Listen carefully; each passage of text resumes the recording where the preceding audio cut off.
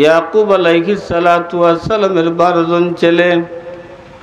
ইয়াকুব আলাইহিস সালাম নবী, ইয়াকুব আলাইহিস সালামের আব্বা নবী, ইয়াকুব আলাইহিস সালামের দাদা নবী, ইয়াকুব আলাইহিস সালামের পরদাদা নবী। অর্থাৎ এই খানদানটা নবুয়তির খানদান। নবুয়তির খানদান দামি না দামি না? আমাদের দেশের মধ্যে যে ফ্যামিলির মধ্যে আলিম বেশি, এদের ইজ্জত আমরা করি না করি না? আর ওনারা তো নবী, নবীর ছেলে নবী, নবীর ছেলে নবী, নবীর ছেলে নবী। ইউসুফ আলাইহিস সালাম ইয়াকুব আলাইহিস সালামের ছেলে। ইয়াকুব আলাইহিস সালামের 12 জন ছেলে ছিলেন। তন্মধ্যে ইউসুফ আলাইহিস সালাম সবচাইতে সুন্দর, সবচাইতে বুদ্ধিমান, সবচাইতে বিচক্ষণ। এই কারণে ইউসুফ আলাইহিস সালামকে ইয়াকুব আলাইহিস সালাম ভালোবাসতেন। ইউসুফ আলাইহিস সালাম কেমন সুন্দর ছিলেন! দুনিয়ার সৌন্দর্যকে আল্লাহ 2 ভাগে ভাগ করেছেন। এক ভাগ রাখছেন রিজার্ভ, আর এক ভাগকে আবার 2 ভাগে ভাগ করেছেন। অর্ধেক দিয়ে আমাদের সমস্ত মানুষকে বানাইছেন। আদম থেকে নিয়ে কিয়ামত পর্যন্ত যত মানুষ আসবে অর্ধেক রূপ লাবণ্য পাইবে আমাদের নবী ব্যতীত। আর অর্ধেক পাইছেন একাই ইউসুফ আলাইহিস সালাম। এত সুন্দর ছিলেন ইউসুফ আলাইহিস সালাম। এই কারণে ইয়াকুব আলাইহিস সালাম ইউসুফকে ভালোবাসতেন। 2 নম্বর আর একটা কারণ, ইয়াকুব আলাইহিস সালাম জানতেন ইউসুফ একদিন নবী হবেন। ইউসুফ একদিন কি হবেন? সবাই বলেন না কি হবেন? আপনি যদি জানেন আপনার একটা ছেলে আলিম হবে, আপনার একটা ছেলে মুহাদ্দিস হবে, আপনার একটা ছেলে মুফাসসির হবে, আপনি খুশি হবেন না হবেন না? ইয়াকুব আলাইহিস সালাম জানেন ওনার ছেলে ইউসুফ নবী হবেন। এই কারণে ইউসুফকে অধিক ভালোবাসতেন, মহব্বত করতেন। ইউসুফের আম্মা যখন মারা গেলেন তো ইউসুফ আলাইহিস সালাতু ওয়াস সালামকে ইয়াকুব আলাইহিস সালাম ওনার ফুফুর কাছে দিয়েছিলেন লালন পালন করার জন্য। ওনার ফুফু ওনাকে লালন পালন করেছেন। যখন ইউসুফ আলাইহিস সালাম কিছু বড় হয়ে গেছেন, ইয়াকুব আলাইহিস সালাম বলেন, আপা আমার ছেলেটা আমার কাছে দিয়া দেন, আমি আমার ছেলেটাকে শিক্ষিত বানাবো, আমি আমার ছেলেটাকে আদব শিক্ষা দিব, আমি আমার ছেলেটাকে ভদ্রতা শিক্ষা দিব। ফুফুর অন্তরের মধ্যে ইউসুফ আলাইহিস সালামের ভালোবাসা, ফুফুর দেওয়ার ইচ্ছা না।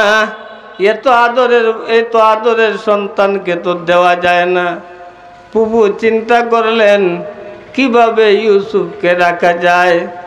ইউসুফ আলাইহিস সালাতু ওয়াস সালামের উপরে ফুফু তখন ছুরির অপবাদ দিলেন।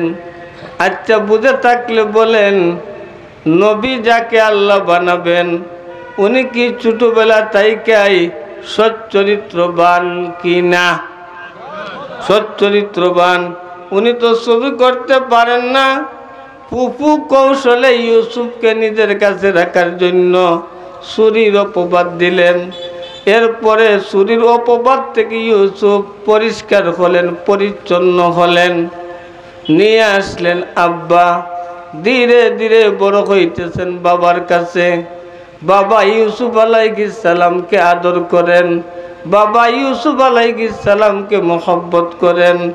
এই আদর, এই মহব্বত ইউসুফের জন্য বিপদ হয়ে দাঁড়ালো। কারণ ইউসুফের ভাই মাত্র একজন বিনিয়ামিন, উনি ছোট, ইউসুফের আম্মাও নাই। এইদিকে আর একটা কারণ, ইউসুফকে ভালোবাসার ইউসুফের আম্মা নাই। এই কারণে ইয়াকুব আলাইহিস সালাম আম্মা এবং আব্বা দুটার অভাব মিটানোর জন্য বেশি ভালোবাসেন। এই বেশি ভালোবাসাটা ইউসুফের জন্য বিপদ হয়ে দাঁড়ালো। সৎ মায়ের ঘরের 10টা ভাই, এই 10টা ভাই বলিষ্ঠ, এদের গায়ে শক্তি আছে, এরা উপার্জন করে, এরা রুজি করে, এরা কামাই করে। তারা 10 জন পরামর্শ করলো, দেখো আমরা ফ্যামিলি লালন পালন করি, আমরা ফ্যামিলির খাবার দাবারের ব্যবস্থা করি, আমরা যত কাজ আছে সব করি, ইউসুফকেও লালন পালন করি, আব্বাকেও লালন পালন করি, ফ্যামিলির সবাইকে লালন পালন করি। আমাদেরকে আব্বা বেশি ভালোবাসার কথা, অথচ আমাদেরকে বেশি ভালো না বাইসা ইউসুফকে বেশি ভালোবাসেন। এখন আব্বার ভালোবাসা যদি আমাদের দিকে ফিরাইতে হয়, তাইলে একটাই কথা, ইউসুফকে হয়তো হত্যা করব অথবা দেশান্তর করে দিব। বলেন নাউজুবিল্লাহ, কথা বলেন, জুড়ে বলেন নাউজুবিল্লাহ। যেমন কথা তেমন কাজ। তারা সিদ্ধান্ত নিল আব্বাকে যাইয়া বলবো, আব্বা যান, আমাদের ভাই ইউসুফ মাঠে যায় না, ময়দানে যায় না, বাজারে যায় না, সমাজে যায় না, বাসার মধ্যে বসে থাকে। বাসার মধ্যে বসতে বসতে তার যে আনকালচার অবস্থা ধীরে ধীরে প্রকাশ পাইবে। তাকে আমাদের সাথে দেন, আমরা তাকে নিয়ে মাঠের মধ্যে খেলা করব। তারা এই সিদ্ধান্ত নিয়ে ইয়াকুব আলাইহিস সালামের কাছে গেছে। যাইয়া বলতেছে, আব্বা জান, আমাদের ভাই ইউসুফ সে একা বইসা থাকে বাড়ির মধ্যে, একা বইসা থাকে ঘরের মধ্যে, সে আনকালচার হয়ে যাচ্ছে। তাকে ভদ্রতা আমরা শিখাবো, সামাজিকতা আমরা শিখাবো, আদর্শ আমরা শিখাবো। আমাদের সাথে আপনি খেলার মাঠে দেন, ইউসুফকে নিয়ে আমরা খেলা করব। ইয়াকুব আলাইহিস সালামের কলবের মধ্যে সিগন্যাল দিয়া দিছে। কি দিয়া দিছে? সিগন্যাল। যে কোনো বিপদ আসার আগে, সন্তানদের উপরে বিপদ আসার আগে মা বাবার সিগন্যাল হয়ে যায়। ঠিক কিনা বলেন? মা বাবা জানে না সন্তানের উপরে বিপদ আসার আগে মা বাবা অটোমেটিকলি জেনে যায়, মা বাবার কলবে সিগন্যাল দিয়া দেয়। এই সিগন্যাল আশ্চর্যজনক সিগন্যাল, এই সিগন্যাল আশ্চর্যজনক সিগন্যাল। ইয়াকুব আলাইহিস সালামের কলবের মধ্যে সিগন্যাল দিয়া দিছে। তিনি চিন্তা করলেন, কি বলবো? যদি বলি ইউসুফকে তোমাদের সাথে দিব না, তাইলে এই ছেলেরা তো বড় শক্তিশালী, আমার কাছ থেকে ছিনাইয়া নিবে ইউসুফকে। এইভাবে না বলা যাবে না, কৌশল করে বলতে হবে। ইয়াকুব আলাইহিস সালাম বললেন, বাবারা, তোমরা যখন খেলার মাঠে যাইবা, তোমরা যখন খেলার মধ্যে লিপ্ত হইবা, আমার ছেলে ইউসুফকে জঙ্গলের বাঘ খাইয়া ফেলতে পারে, জঙ্গলের বাঘ খেয়ে নিতে পারে। তোমরা খেলার মধ্যে মধ্য থাকবা, তোমরা খেলার মধ্যে মত্ত থাকবা। তখন 10 জন ভাই একসাথে বলতে লাগলো, ভাই আব্বা জান, আমরা কেমন শক্তিমান আপনি তো জানেন না, আমরা কেমন শক্তিবান আপনি তো জানেন না। আমরা বাঘ তাড়াইতে পারি, আমরা সিংহ তাড়াইতে পারি, আমরা সব পশু তাড়াইতে পারি, হিংস্র পশু তাড়াইতে পারি, হিংস্র বাঘ তাড়াইতে পারি। আমরা 10 জন থাকা সত্ত্বে আমাদের ভাইকে জঙ্গলের বাঘ খাইতে পারবে না। জঙ্গলের বাঘের এই ক্ষমতা নাই। কথাটা বুঝছেন না বুঝেন নাই? জঙ্গলের বাঘের এই ক্ষমতা নাই। ইয়াকুব আলাইহিস সালাম বিপদে পড়ে গেলেন। শেষ পর্যন্ত চিন্তা করলেন, আমি আমার ছেলে ইউসুফকে তো দিতেই হবে, কারণ ওরা যেভাবে আমাকে ধরছে আমি তো না করতে পারবো না, কারণ সন্তানরা বড়। এখানে একটা কথা শিক্ষণীয়, ছেলে মেয়ে যদি বড় হয়ে যায় মা বাবা সাবধান হয়ে কথা বলতে হয়, মা বাবা সাবধান হয়ে কাজ করতে হয়, ঠিক কিনা বলেন? ছেলে মেয়ে বড় হয়ে গেলে মা বাবা যত্র তত্র যাইতে গেলে হিসাব আছে, যেমন তেমন কথা বলতে গেলে হিসাব আছে। ছেলে মেয়ে আপনার কথা নাও মানতে পারে, ঠিক কিনা বলেন? সাবধানে কথা বলতে হয়। ইয়াকুব আলাইহিস সালাম এইটা শিক্ষা দিলেন জাতিকে। ইয়াকুব আলাইহিস সালাম ধৈর্য ধরলেন আর সাবধানতা অবলম্বন করে বললেন, বাবারা ঠিক আছে, তোমরা তোমাদের ভাইকে নিয়ে যাও, তবে তোমরা একটু সতর্ক থাইকো, আমার ছেলেকে যেন জঙ্গলের বাঘ খায় না। তারা বলল, আব্বা যান আপনি নিশ্চিন্তা থাকেন, নিশ্চিন্তা থাকেন, আমরা থাকতে আমাদের ভাইকে জঙ্গলের বাঘ খাওয়া আদৌ সম্ভব না, কোনো ক্রমেই সম্ভব না। তারা নিয়ে গেল ইউসুফ আলাইহিস সালামকে। ইউসুফ আলাইহিস সালামকে কোথায় নিয়ে যাওয়ার কথা? খেলার মাঠে। কোথায়? কিন্তু তারা খেলার মাঠে নিয়ে যায় নাই, নিয়ে গেল জঙ্গলে।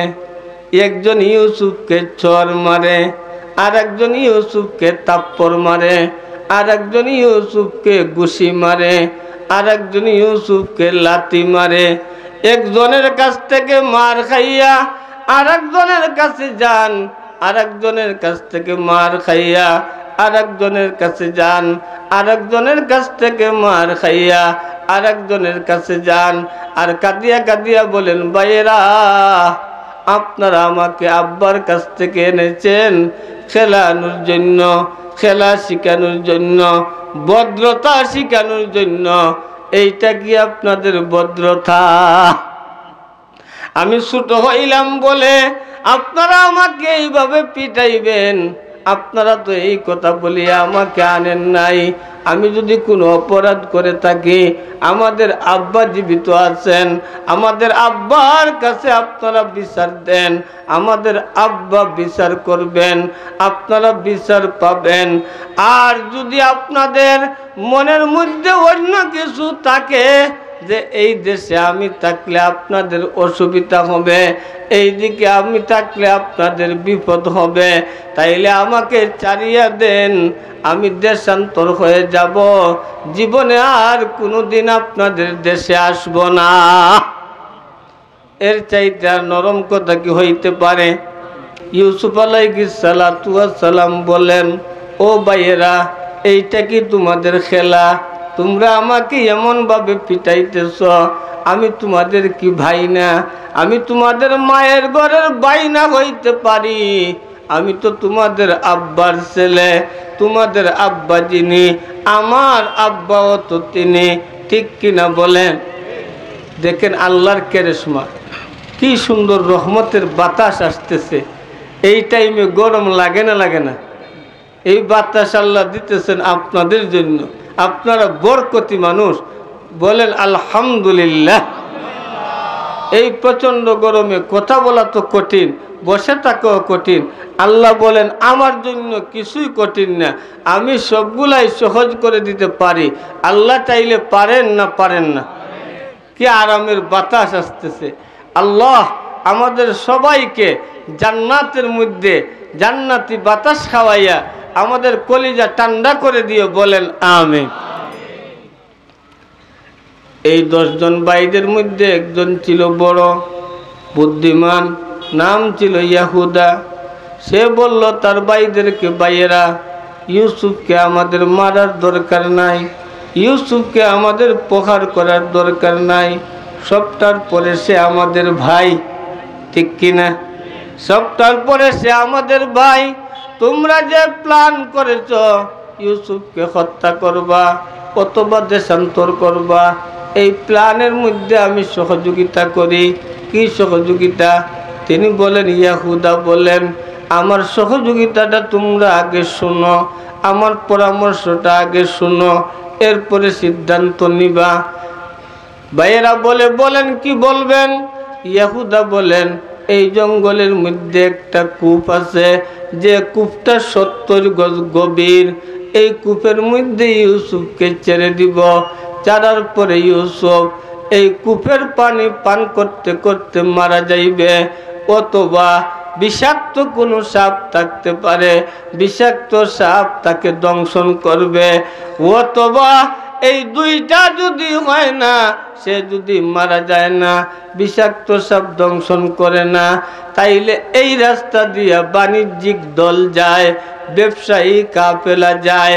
ব্যবসায়ীদের পানির প্রয়োজন পড়ে, ওরা এই কূপ থেকে পানি উঠায়। তো পানি উঠানোর জন্য বালতি ছাড়বে, ইউসুফ বালতি ধরিয়া চলে আসবে, ওরা গোলাম বানাইয়া নিয়ে যাইবে, ইউসুফ চলে যাইবে দেশ দেশান্তরে, আর আব্বাজান পাইবেন না, আর ইউসুফ আব্বাজানকে পাইবেন না। সুতরাং আব্বাজান আমাদেরকে বাধ্য হয়ে ভালোবাসতেই হবে, সেই হিসাবে ইউসুফকে কূপে নিক্ষেপ করো। ও বন্ধুরা, লক্ষ্য করে কথাটা শুনেন। ইউসুফ আলাইহিস সালামকে তারা কূপে নিক্ষেপ করবে, কূপে নিক্ষেপ করবে। তারা কূপের পাড়ে গেছে, ভাইয়েরা হাতের মধ্যে ধরছে। ইউসুফ তো 9-10 বছরের বালক, এই 9-10 বছর বয়সের মানুষ 50-60 অথবা 35-40 বয়সের যুবকের সাথে কি পারবে? তাগরা যুবক, ইউসুফের সৎ মায়ের ঘরের ভাই, এই যুবক ইউসুফের হাতে ধরছে, ইউসুফকে কূপের মধ্যে নিক্ষেপ করে দিবে। আকাশের মধ্যে ফেরেশতারা চিৎকার শুরু করতেছেন, আল্লাহ, ও আল্লাহ, আপনি দুনিয়ার দিকে তাকান, দুনিয়ার দিকে তাকান, দুনিয়ার দিকে তাকান। আপনি যাকে নবী বানাইবেন, আপনি যাকে নবী বানাইবেন, তার ভাইয়েরা তাকে হত্যা করতে চায়। আমরাও বলি, আল্লাহ, আপনি দুনিয়ার দিকে তাকান, আপনি দুনিয়ার দিকে তাকান। যারা আপনার গোলামি করে, যারা আপনাকে সজদা করে, যারা আপনার ইজ্জত রক্ষা করার চেষ্টা করে, যারা আপনার নবীকে ইজ্জত রক্ষা করার জন্য জান দিতে চায়, এদেরকে অন্যায়ভাবে জেলের মধ্যে রাখা হয়েছে। আল্লাহ, তুমি তাদেরকে বের করার ব্যবস্থা করে দাও, বলেন আমিন।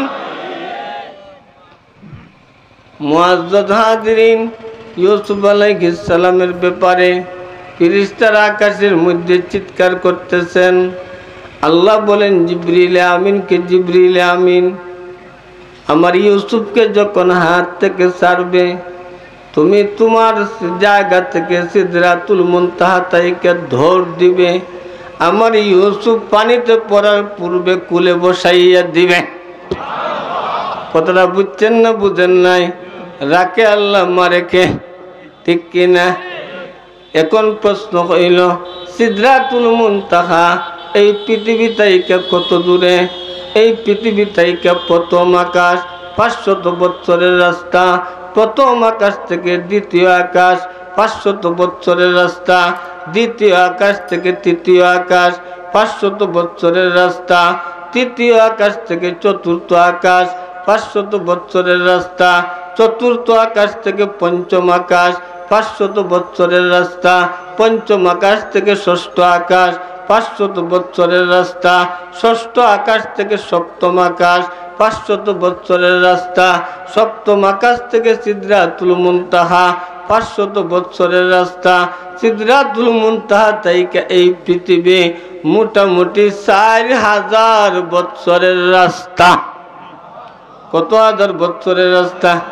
সবাই বলেন কত হাজার? 4000 বছরের রাস্তা।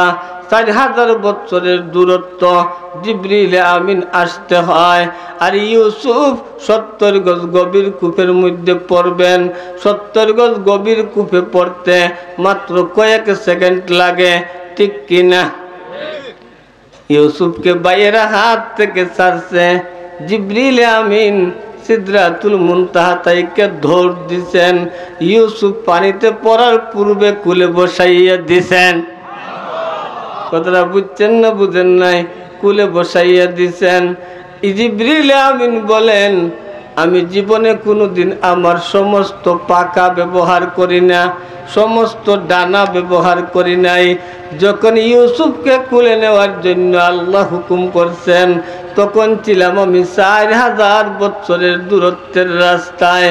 ইউসুফকে কুলে নেওয়ার জন্য সমস্ত পাখা ব্যবহার করে অল্প সময়ে আমি কূপের মধ্যে পৌঁছে ইউসুফকে আমার কুলে বসাইয়া দেয়। ইউসুফ আলাইহিস সালাম জিবরিলের কুলে। আল্লাহ পাক রব্বুল আলামিন জিবরিল আমিনকে বলছেন, জিবরিল তুমি আমার ইউসুফকে একা রাইখে আইসো না।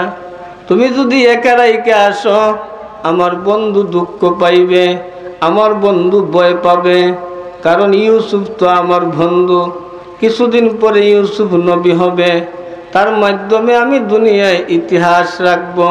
সুতরাং আমার বন্ধু ইউসুফকে তুমি একা রাইখে আইসো না। সুন্দর সুন্দর কথা বলে তার অন্তরের ভয় দূর করে দিবে। কথাটা বুঝছেন না বুঝেন নাই? আপনি যদি বিপদে পড়েন আর আপনার কাছে কোনো ভালো মানুষ থাকেন, আপনাকে ভালো পরামর্শ দেন, ভালো উপদেশ দেন, আপনি ওইগুলা শুনলে মনের মধ্যে শান্তি আসবে না আসবে না? সবাই বলেন আসবে না আসবে না? বিপদের সময় বন্ধু চিনা যায়। আপনি যখন বিপদে পড়বেন তখন আপনি বন্ধু চিনতে পারবেন আপনার বন্ধু আপনার সঠিক বন্ধু না দুধ খাওয়া বন্ধু। কথাটা বুঝছেন না বুঝেন নাই? বিপদে পড়লে চিনা যায় বন্ধু। লক্ষ্য করে কথাটা শুনেন, মহব্বতের সাথে কথাটা শুনেন। ও আমার মুরব্বিয়ানে কেরাম, উলামায়ে কেরাম, যুবক ভাইয়েরা, ইউসুফ আলাইহিস সালাতু ওয়াস সালাম কূপের মধ্যে জিবরিলের সাথে গল্প করতেছেন। জিবরিলের সাথে গল্প করতেছেন ইউসুফ। জিবরিল ও ইউসুফের সাথে মজার গল্প করতেছেন। ইউসুফের কোনো টেনশন নাই, সমস্ত টেনশন ভাইদের, যারা ইউসুফকে কূপের মধ্যে নিক্ষেপ করছে। কথাটা বুঝছেন না বুঝেন নাই? মার্টার যারা করে এরা টেনশন করে না, যে মারা যায় সে টেনশন করে? কথা বলেন। মার্টার যে করে তার টেনশন, মার্টার যে বা যারা করে তাদের টেনশন, কিন্তু মারা যায় যে সে তো আর টেনশন করে না, সে তো চলে গেছে। ঠিক কিনা? ইউসুফকে কূপের মধ্যে নিক্ষেপ করে ভাইয়েরা চিন্তায় পড়ে গেল। এখন যদি ইউসুফ কূপ থেকে উঠে আসে, আব্বার কাছে সব ঘটনা বলে দেয়, তখন আব্বা তো আমাদের থেকে তেজ্য পুত্র করে দিবেন, বাড়ি থেকে বের করে দিবেন। সুতরাং আমরা কি করতে পারি? 10 জন ভাই এক জায়গায় বৈশা পরামর্শ করলো, আমরা সকাল বিকাল এক একজন করে পাহারা দিব, এক একজন করে কূপের পারে পাহারা দিব, যাতে ইউসুফ উঠে আসতে পারে না। আর যদি উঠে আসে তাইলে আবার কূপে নিক্ষেপ করব। ইউসুফের পাহারাদারিতে তারা লাইগা গেছে। আল্লাহর কেরেশমা বোঝা মুশকিল। দেখেন ইউসুফ চিন্তা করার কথা, ইউসুফের কোনো চিন্তা নাই। জিবরিল আমিন ইউসুফের কাছে, ইউসুফের কোনো ভাবনা নাই। জিবরিল আমিন ইউসুফের কাছে সুন্দর সুন্দর কথা বলতেছেন। ইউসুফের ভয় দূর হয়ে গেছে, ইউসুফের চিন্তা দূর হয়ে গেছে। জিবরিল আমিন ইউসুফের কাছে বইসা মন বুলানো কথা বইলা দুঃখ বুলাইয়া দিছেন। অন্যদিকে ভাইদের মনের মধ্যে টেনশন ডবল ঢুকছে। অপরাধ যারা করে এদের টেনশন আছে না আছে না? কথা বলেন আছে না আছে না? যারা অপরাধ করে, যারা 2 নম্বরই কাজ করে, ওদের আরাম নাই, ওদের শান্তি নাই। 2 মিনিট এক জায়গায় বসতে পারে না, 10 মিনিট এক জায়গায় বসতে পারে না। আপনারা আল্লাহর ওলি ঘন্টার পর ঘন্টা বসতেছেন, বসবেন, যতক্ষণ মাহফিল আছে ততক্ষণ বসবেন। আপনাদের কি কোনো টেনশন আছে? নাই। কেন? আপনারা আমরা সবাই এসেছি আল্লাহর কাছে, বসার সাথে সাথে আমাদের সগীরা গুনাহ মাফ হয়ে গেছে। আর যদি তওবা করে বাড়িতে যাইতে পারি তাইলে ইনশাআল্লাহ কবিরা গুনাহ মাফ হয়ে যাবে। আমাদের কোনো টেনশন নাই। কিন্তু যারা অনিসলামিক কার্যকলাপ করে, অনুষ্ঠান করে, এদের টেনশনের কোনো শেষ নাই। ঠিক কিনা বলেন? ইউসুফের ভাইয়েরা পাহারা দিতেছে, ইউসুফ জিবরিল আমিনের কাছে নিরাপত্তায় আছেন।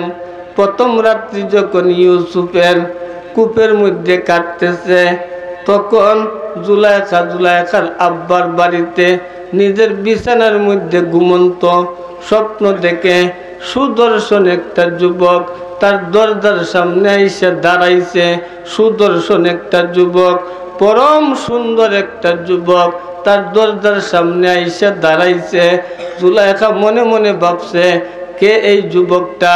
তার পরিচয় জিজ্ঞাসা করার দরকার, তার পরিচয় জিজ্ঞাসা করার দরকার। জুলাইখা পরিচয় জিজ্ঞাসা করবে বলিয়া অগ্রসর হয়েছে। সাথে সাথে যুবকটা অদৃশ্য হয়ে গেছে, যুবকটা চলে গেছে। জুলাইখা আর পরিচয় জিজ্ঞাসা করতে পারে নাই। পরের দিন জুলাইখা নাস্তার সময় নাস্তা করে না, খাবারের সময় খায় না, গোসলের সময় গোসল করে না, রান্নার সময় রান্না করে না, কারো সাথে কথা বলে না, চিন্তায় মগ্ন জুলাইখার আব্বা আম্মা দেখলেন তাদের মেয়ে খাবারের সময় খায় না, গোসলের সময় গোসল করে না, রান্নার সময় রান্না করে না, কারোর সাথে কথা বলে না। তারা চিন্তা করলেন, আমাদের মেয়েটার কি হইল? আমাদের মেয়েকে কে কটু কথা বলেছে? আমাদের মেয়ের সাথে কে অভদ্র আচরণ করেছে? মেয়ের বান্ধবীকে বললেন, মা তুমি আমাদের মেয়েকে যাইয়া জিজ্ঞাসা করো, কেউ যদি তাকে কটু কথা বলে থাকে, আমরা তার আম্মা আব্বা আমরা প্রতিশোধ নিব। অথবা সে যদি অসুস্থ হয় আমাদেরকে বলক, আমরা তাকে ডাক্তার দেখাবো, ভালো ডাক্তার দেখাবো। কিন্তু সে আমাদের একমাত্র মেয়ে, সে যদি এইভাবে নীরব থাকে, কারোর সাথে কথা বলে না, খাবারের সময়ে খায় না, রান্নার সময়ে রান্না করে না, গোসলের সময় গোসল করে না, জীবনটা এলোমেলো তার হয়ে গেছে, এইটা আমরা মা বাবা সহ্য করতে পারবো না। যাইয়া আমাদের মেয়েকে বলো তার কি সমস্যা। ছেলে মেয়ে নিয়ে মা বাবার টেনশন আছে না নাই? আরে কথা বলেন, আছে না নাই? ছেলে মেয়ে নিয়ে মা বাবার টেনশন তো অবশ্যই আছে। বিশেষ করে যুবক ছেলে মেয়ে নিয়ে মা বাবার বেশি টেনশন। অথচ যুবক যুবতীরা মা বাবাকে পাত্তা দেয় না, ঠিক কিনা? আওয়াজ দিয়ে বলেন ঠিক কিনা? অনেক বেয়াদব যুবক যুবতী আছে, মা বাবার কথা অমান্য করে বিয়ে করে, মা বাবার কথা অমান্য করে বিয়ে করে, মা বাবারকে বৃদ্ধাঙ্গুলি দেখায়। এই যুবক যুবতী যারা মা বাবার সাথে বেয়াদবি করে, এদের 3টা শাস্তি দুনিয়ায় আছে। কয়টা শাস্তি দুনিয়ায়? বেশিরভাগ যুবক এখানে। এই কারণে আপনাদেরকে মধ্যখানে বলে দেই, যারা মা বাবার সাথে বেয়াদবি করবে তাদের দুনিয়ার মধ্যে প্রথম শাস্তি, যত রুজি করক অভাব যাবে না। কি যাবে না? অভাব যাবে না। যার অভাব যাবে না সে বুঝতে হবে, হয়তো আমার মা বাবা আমার উপরে অসন্তুষ্ট, আমি মা বাবাকে খুশি করতে হবে। 2 নম্বর শাস্তি, যারা মা বাবার সাথে বেয়াদবি করবে অল্প বয়সে মারা যাবে। আমরা কি অল্প বয়সে মারা যাইতে চাই? ও যুবক বন্ধুরা বলেন চাই না?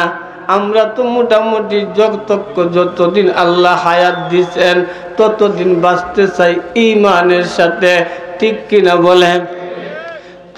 3 নম্বর শাস্তি, যারা মা বাবার সাথে বেয়াদবি করে মরার সময় কলিমা নসিব হয় না।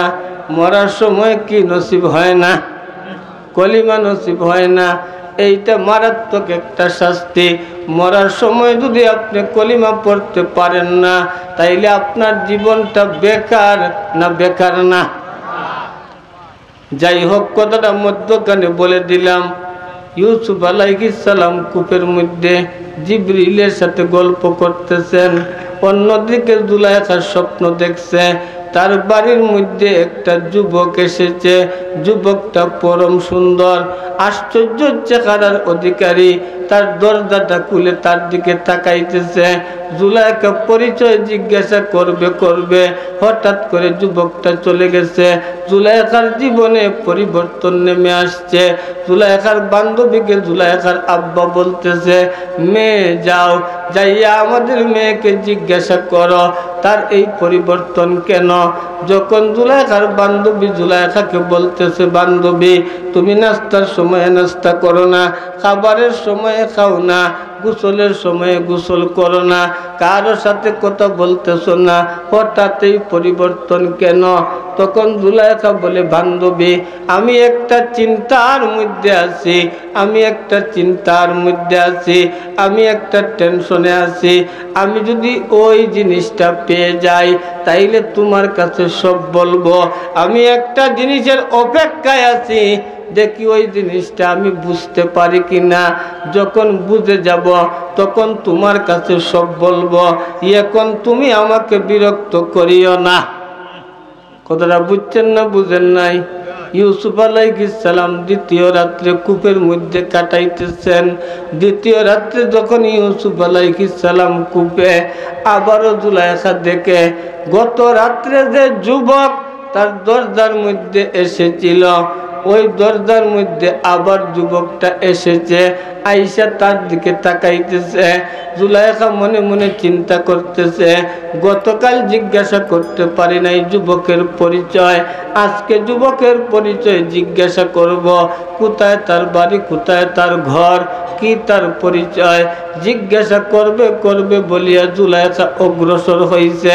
সাথে সাথে যুবকটা চলে গেছে।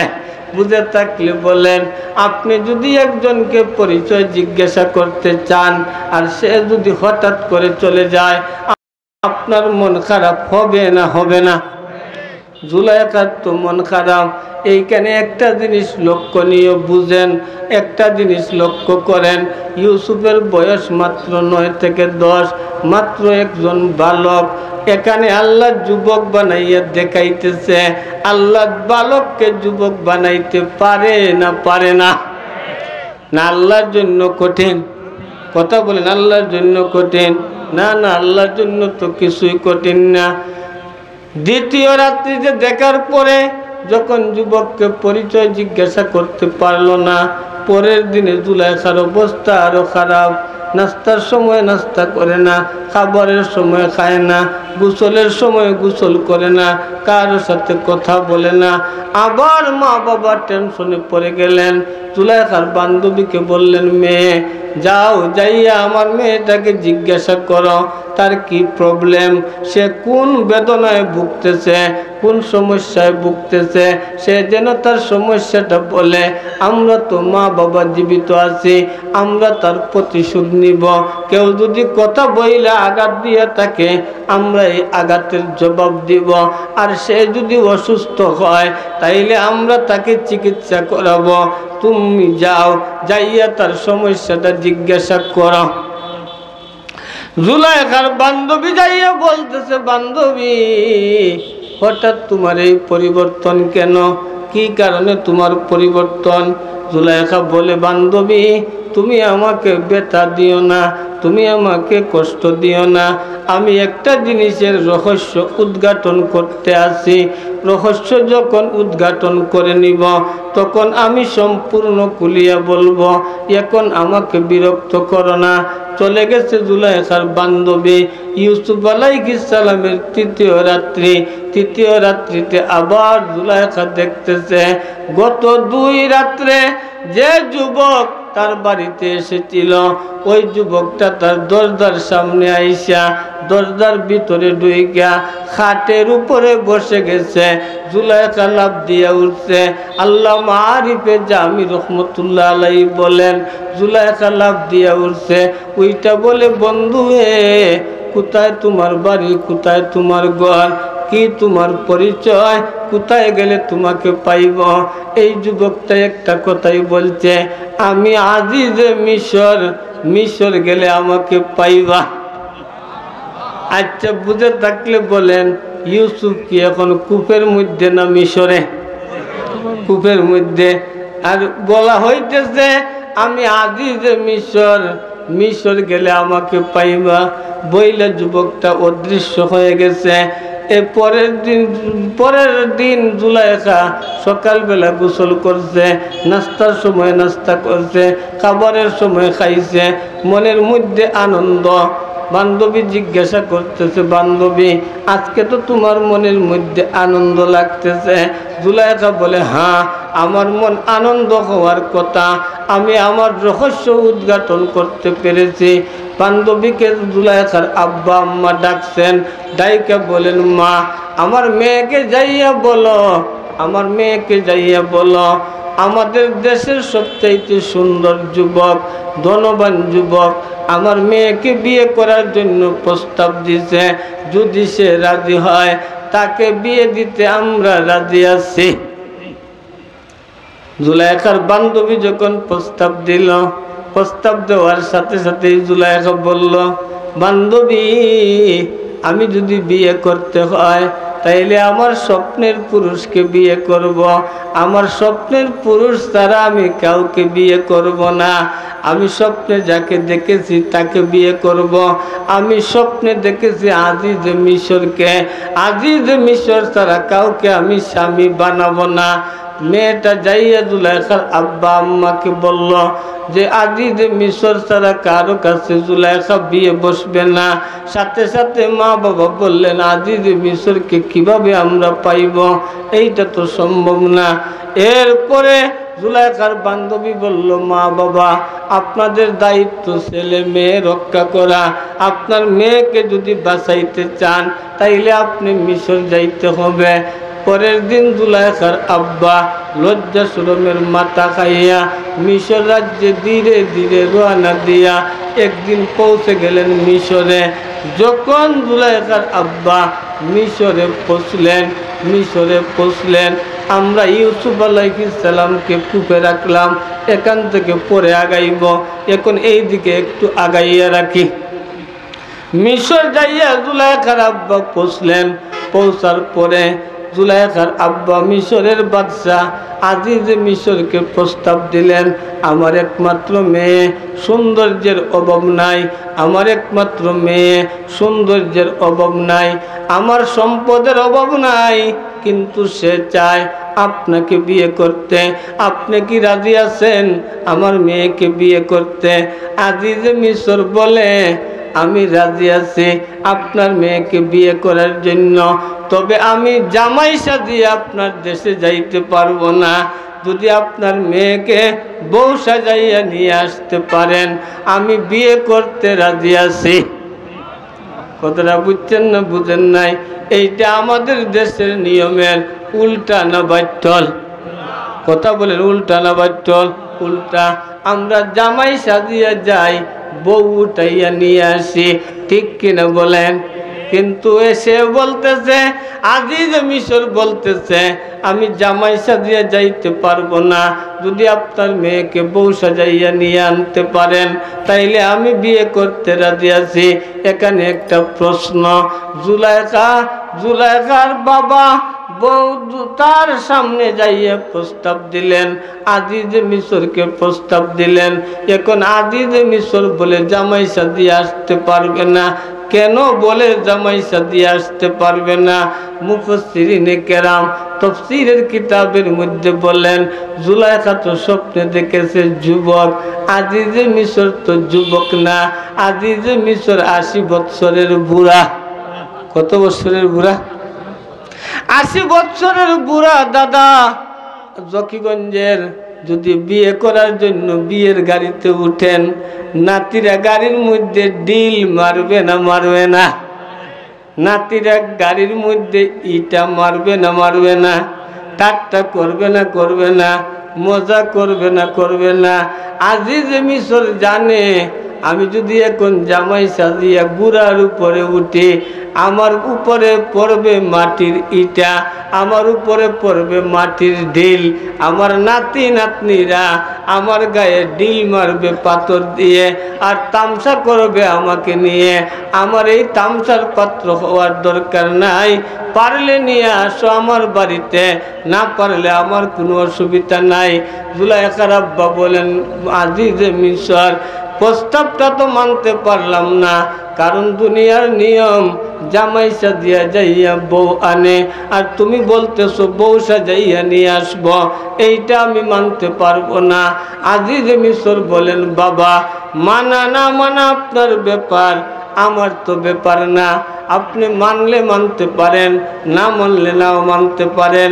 সমস্যা তো আজিজে মিশরের না, সমস্যা তো জুলাইখার আব্বার, ঠিক কিনা?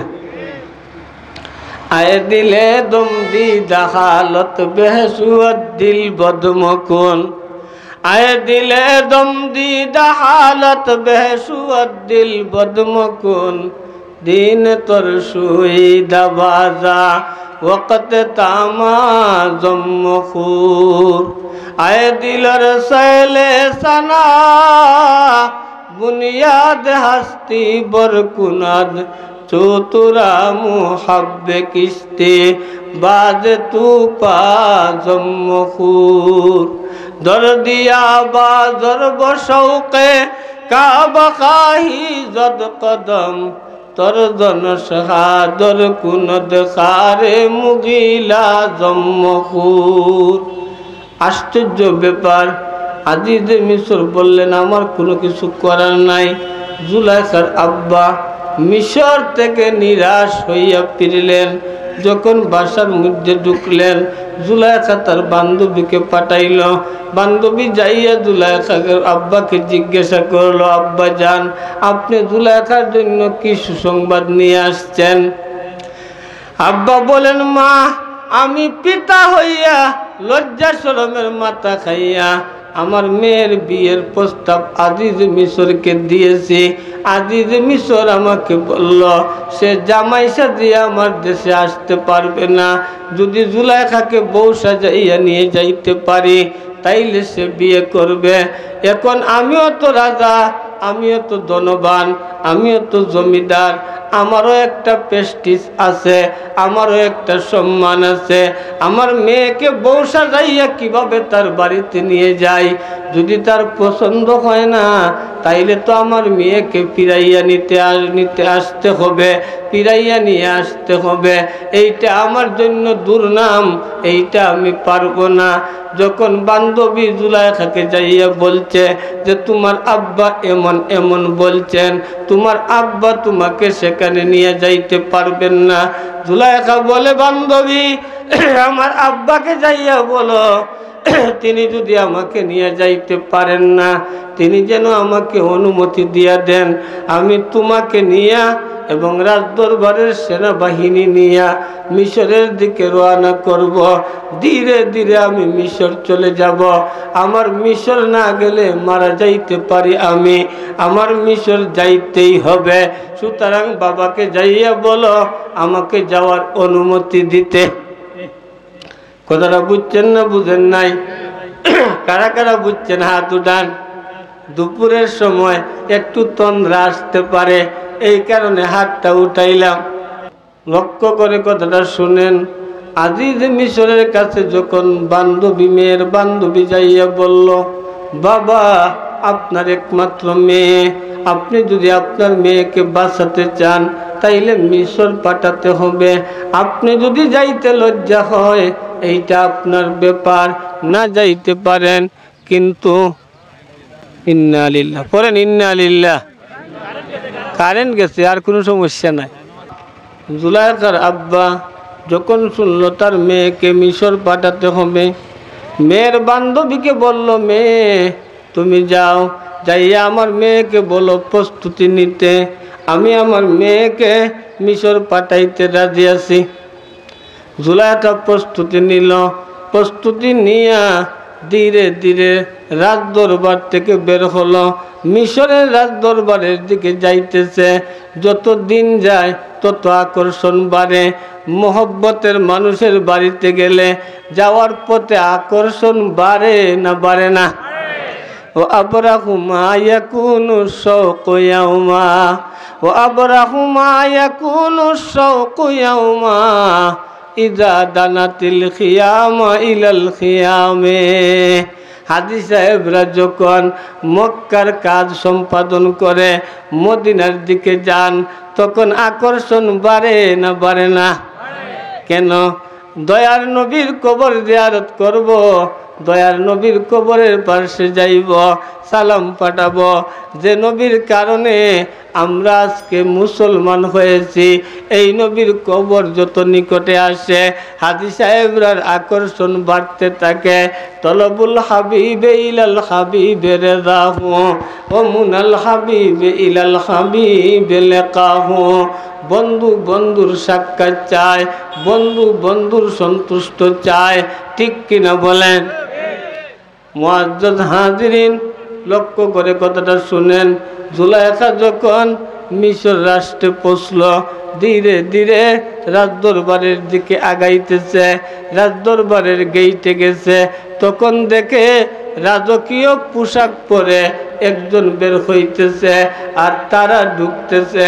জুলাইখা বলতেছে বান্ধবীকে, বান্ধবী ইউনিফর্ম পোশাক তো বলতেছে ওইটা আজিজে মিশর, ওইটা মিশরের বাদশাহ, কিন্তু বয়সের হিসাব তো মিলে না।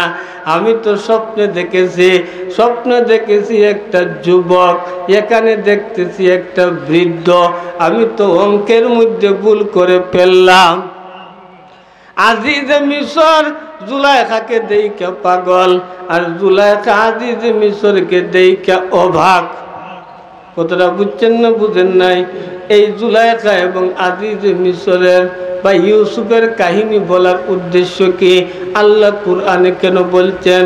মূলত আল্লাহর প্রেম ভালোবাসা শেখানোর জন্য, আল্লাহর সাথে ভালোবাসা লাগানোর জন্য।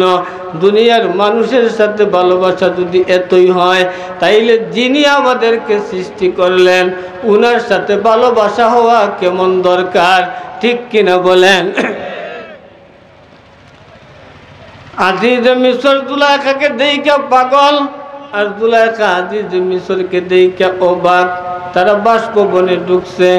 আজিজে মিশর বিয়ে করার জন্য পিরাপিরি করতেছে, জুলাইখা সম্মতি দিতেছে না। জুলাইখা বান্ধবীকে বলতেছে, বান্ধবী আমি এই লোকের কাছে কিভাবে বিয়ে বসবো? এটাকে তো আমি স্বপ্নে দেখি নাই, আমি স্বপ্নে দেখেছি একজন যুবককে, আমি তো বৃদ্ধের কাছে বিয়ে বসতে পারি না।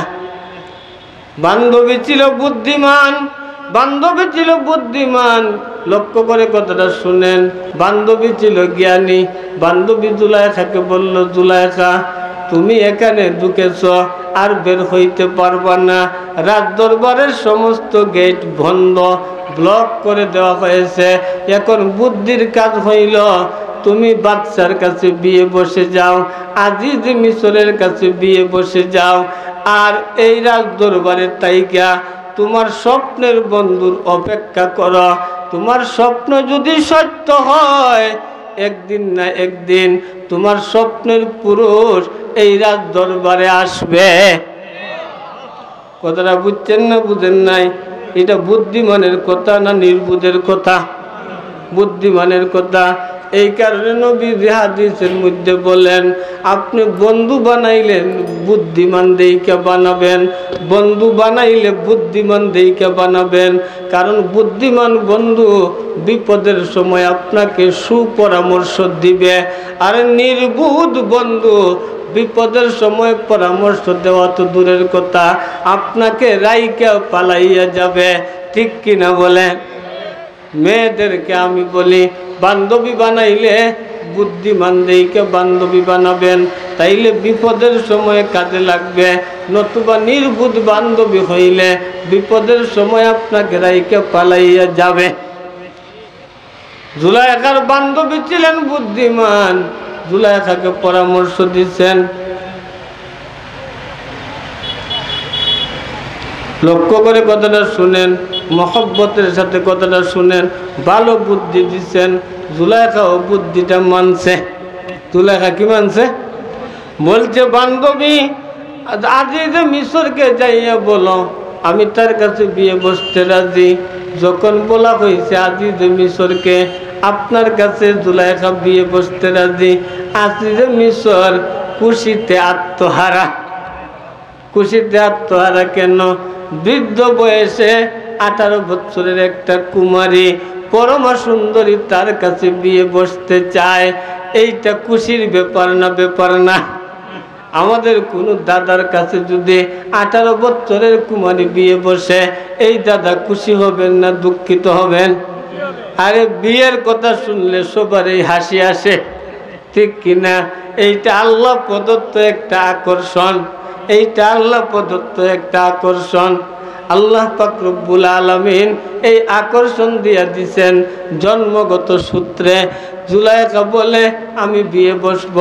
আজিজ মিশর খুশিতে আত্মহারা, সে ডুল বাজছে, গ্রামে গ্রামে ডুল পাঠাইয়া দিছে, ডুলের মধ্যে বাজায়। লোকেরা জিজ্ঞাসা করে কি ব্যাপার? সে যে বাজাইতেছে সে বলে মালি বলে আজিজ মিশরের বিয়ে আগামীকাল, তাও সাধারণ মেয়ে না, মিশরের সবচাইতে সুন্দরী মেয়ে, 18 বছরের যুবতী মেয়ে, 18 বছরের যুবতী মেয়ের সাথে। আর আজিজ মিশর তো খুশিতে আত্মহারা। আয়ে সাকে নয়া জামে নয়া দৌড়ে নয়া খায়, আয়ে সাকে নয়া জামে নয়া দৌড়ে নয়া খায়, आए बुझ में सकम सुन मेरा पैगाम नया है, आए बुझ में सकम सुन मेरा पैगाम नया है। বৃদ্ধ দাদা যখন বিয়ের জন্য প্রস্তাব পান তখন নাতিদেরকে বলেন, নাতিরা তোমরা তো যুবক, তোমরা বিয়ের জন্য বউ পাইতেছ না, আর আমাকে 18 বছরের কুমারী প্রস্তাব দিতেছে। আমার ব্যাপারটা আনন্দের ব্যাপার, ঠিক কিনা বলেন? আজিজ মিশর পরের দিন বিয়ের পিড়িতে বসল। কাজী যখন আকদ করাইল, আজিজ মিশর কবুল বলছে। কবুল বলার সাথে সাথে আল্লাহ পাক রব্বুল আলামিন আজিজ মিশরের যৌবন চিনাইয়া নিছেন। কি চিনাইয়া নিছেন? যৌবন। এখানে দুইটা প্রশ্ন। প্রথম নম্বর প্রশ্ন, 80 বছর বয়সে তো যৌবন থাকে না। 2 নম্বর প্রশ্ন, যৌবন যেহেতু ছিল, যৌবনটা আল্লাহ নিলেন কেন? আজিজ মিশর কবুল বলছে, তার যৌবন চিনাইয়া নিছেন আল্লাহ। এখানে দুইটা প্রশ্ন। 1 নম্বর, 80 বছর বয়সে তো যৌবন থাকে না, এর 2টা উত্তর। এর কয়টা উত্তর? 2টা। আপনারা আমার দিকে তাকান, এর 2টা উত্তর।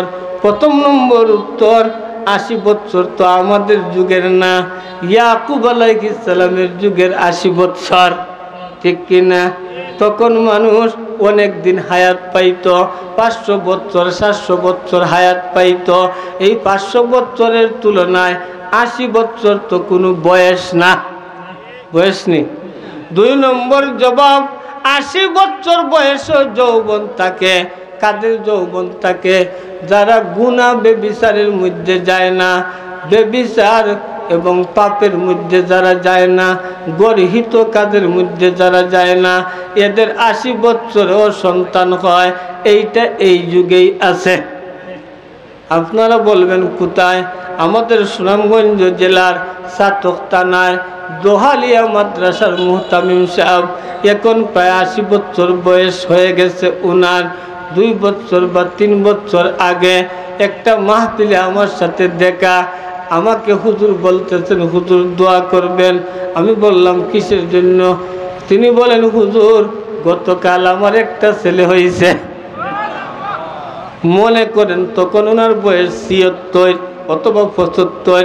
75 বছর বয়সে যদি ছেলে হয়, তাইলে 80 বছরে যৌবন থাকে না থাকে না? কার যৌবন থাকে? নেককারদের যৌবন থাকে। কার যৌবন থাকে? যারা জিনা বেবিচার করেন না এদের যৌবন থাকে। আমরা জিনা বেবিচার থেকে বেঁচে থাকতে চাই ও যুবক বন্ধুরা, তাইলে যৌবনের মধ্যে বরকত পাবেন, আপনার যৌবন কোনোদিন যাবে না, ঠিক কিনা বলেন? 2 নম্বর প্রশ্ন, 80 বছর বয়সে তো যৌবন থাকে না, গেল একটা। 2 নম্বর প্রশ্ন, যৌবন ছিল তাইলে আল্লাহ ছিনাইয়া নিলেন কেন? কথাটা বুঝছেন না বুঝেন নাই? যৌবনটা আল্লাহ ছিনাইয়া নিলেন কেন? আল্লাহ পাক রব্বুল আলামিন জুলাইখাকে বানাইছেন ইউসুফের জন্য। জুলাইখাকে বানাইছেন কার জন্য? ইউসুফের জন্য। আজিজে মিশরের জন্য বানান নাই। এখানে একটা কাহিনী ঘটছে, আর কিছুই না। মূলত বানাইছেন ইউসুফের জন্য। এখন যদি আজিজে মিশরের যৌবন থাকে, আজিজে মিশরের যৌবন থাকে, তাইলে জুলাইখাকে ব্যবহার করবে না করবে না? কথা বলেন, করবে না করবে না? জুলাইখা তো আর ইনটেক থাকে না, রিজার্ভ থাকে না। জুলাইখাকে রিজার্ভ রাখার জন্য, জুলাইখাকে রিজার্ভ রাখার জন্য, ইনটেক রাখার জন্য আজিজ মিশরের যৌবন আল্লাহ ছিনাইয়া নিছেন। কথাটা বুঝছেন না বুঝেন নাই? এখন আজিজ মিশর জুলাইখাকে বিয়ে করছে, কিন্তু মাইন্ডের মধ্যে কিছু নাই, যৌবন তো নাই, তো এই মাইন্ড আসবে কিভাবে? এখন আজিজ মিশরের প্লেটে জুলাইখা খায়, আজিজ মিশরের বিছানায় থাকে, আজিজ মিশরের বাড়িতে থাকে, আজিজ মিশরের বিছানায় ঘুমায়। জুলাইখা আজিজ মিশরের সাথে কথা বলে, কিন্তু মনে মনে স্বপ্নের বন্ধুর তালাশ। কার তালাশ?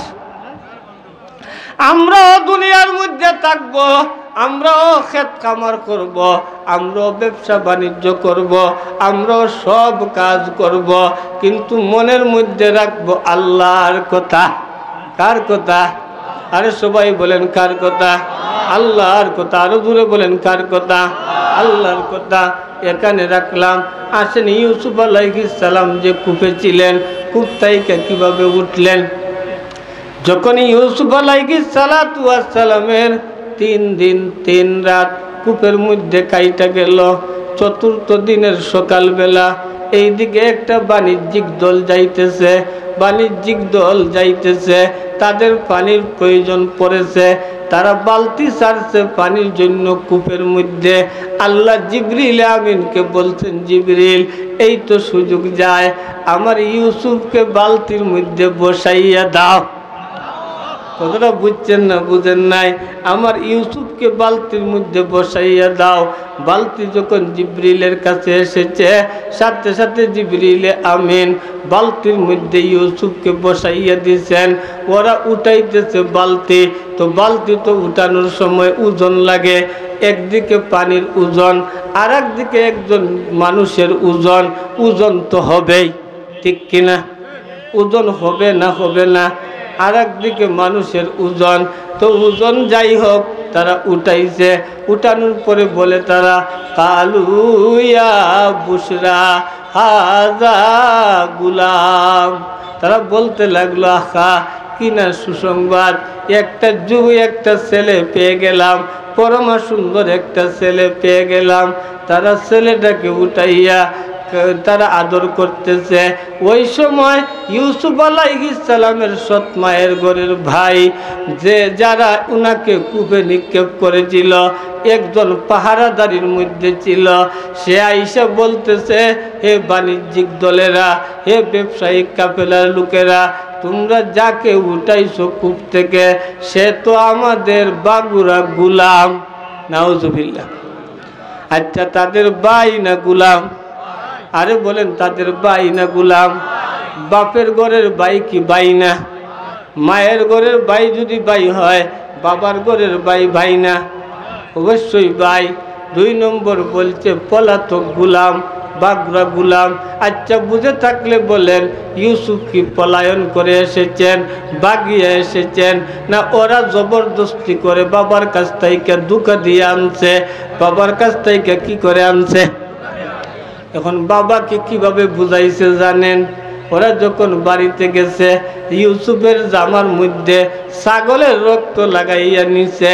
ছাগলের রক্ত লাগাইয়া নিয়া কাঁদিয়া কাঁদিয়া বাবাকে বলতেছে, আব্বা জান, আমরা খেলার মাঠে খেলার মধ্যে মত্ত হয়ে গিয়েছিলাম, হঠাৎ দেখি আমাদের ভাইকে জঙ্গলের বাঘ খাইয়া নিছে, এই দেখেন তার জামার মধ্যে রক্ত। ইয়াকুব আলাইহিস সালাম জামাটা দেখলেন, একটু জায়গাও পারাসিরা নাই। আচ্ছা, বুঝে থাকলে বলেন, বাঘে যদি খায় তাইলে জামা পারাসিরা থাকার কথা না কথা না? ইয়াকুব আলাইহিস সালাম বলেন, বাবারা, আমার ছেলেকে এমন বাঘ খাইছে যে বাঘটা এত ভদ্র, আমার ছেলের জামা কাপড়টা পর্যন্ত ছিঁড়ে নাই। কতটা বুঝছেন না বুঝেন নাই? খুব ভদ্র বাঘ আমার ছেলেকে খাইছে, জামা কাপড়টা পর্যন্ত ছিঁড়ে নাই। উনি তো বুঝে নিছেন। উনি বলেন, ফাসবরুন জামিল, আমার আর কিছু করার দরকার নাই বাবারা, আমি ধৈর্য ধারণ করলাম, আমি ধৈর্য ধারণ করলাম, উত্তম ধৈর্য ধরলাম। ধৈর্য ছাড়া কোনো লাইনে কি আগানো যায়? আচ্ছা, কথা বুঝেন, বুঝার জন্য বলতেছি, ধৈর্য ছাড়া এই গরমের মধ্যে আপনারা কি বসতে পারবেন? সবাই বলেন পারবেন? না না না, আপনারা যে বসে আছেন ধৈর্যের মাধ্যমে বসে আছেন, আমিও যে কথা বলতেছি ধৈর্যের মাধ্যমে কথা বলতেছি, ঠিক কিনা বলেন? এখনই একটা ভাই যাইয়া বলে সে আমাদের পলাতক গোলাম। ব্যবসায়িক দলেরা বলে, ঠিক আছে, তোমরা কি নিয়ে নিবা? সে বলে, না, নিব না। কি করবা? বিক্রয় করব। কত দাম? কত দাম? অল্প টাকায় আপন ভাইকে বাইরা বিক্রয় করেছে, এর চাইতে স্বার্থপর কি দুনিয়ায় আছে? আরো দূরে বলেন, নাই। ভাইকে ভাই অল্প টাকার কারণে বিক্রয় করে দিল। আমাদের সমাজেও কিছু ভাই আছে, অল্প স্বার্থের জন্য ভাইয়ের মাথায় আঘাত করে, ভাইয়ের দেহের মধ্যে আঘাত করে, একটু জমি নিয়ে ভাই ভাই লড়াই করে মারা যায়, ভাই ভাই লড়াই করে মামলায় যায়। এই অভ্যাস আমাদের সুনামগঞ্জে আছে, জানি না জকিগঞ্জে আছে কিনা। আসেনি? আচ্ছা, বুঝে থাকলে বলেন, যে জমিটা নিয়ে আপনি ভাইয়ের মাথায় আঘাত করলেন, জমি তো জমির জায়গায় থাকবে, ভাই যদি চলে যায় তাইলে ভাই পাওয়া যায় না, ঠিক কিনা বলেন? জমি তো আপনি পাইবেন। মনে করেন আপনার ভাই আপনার 1 হাত জমি নিয়ে গেছে, তো কি হয়েছে? নিলেন, নিচে তো আপনার ভাইয়ে। কে নিছে? ভাই নিছে। তো ভাই নিলে অসুবিধা কি? ভাই তো ভাইয়ের জন্য, ভাই তো ভাইয়ের জন্য। এখানে তো মারাত্মক চরিত্রের ভাইয়েরা যারা আপন ভাইকে বিক্রয় করতেছে অল্প দামে, যে দাম শুনলেও লজ্জাবোধ করে, অল্প দামে বিক্রয় করছে ইউসুফকে। আবার বলতেছে আমাদের গোলামের একটা অভ্যাস আছে, সে মাঝে মধ্যে পালাইয়া যায়। লক্ষ্য রাখি, কতটা বুঝছেন না বুঝছেন না? ব্যবসায়ীদেরকে বলতেছে তোমরা লক্ষ্য রাখো, সে পালাইয়া যায়। ওই সময় ইউসুফ আলাইহিস সালাম ভাইদের দিকে তাকাইয়া বলছিলেন, ভাইয়েরা, আমি কি তোমাদের গোলাম? আমি কি তোমাদের গোলাম?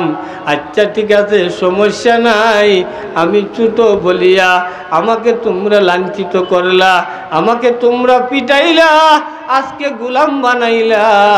হে আমার ভাইয়েরা শুনো, এমনও দিন আসতে পারে যেদিন তোমরা আমার কাছে যাইতে হবে, আমার সাহায্যের প্রয়োজন পড়তে পারে, ওই দিনের অপেক্ষায় থাকো। পারে না? পারে না?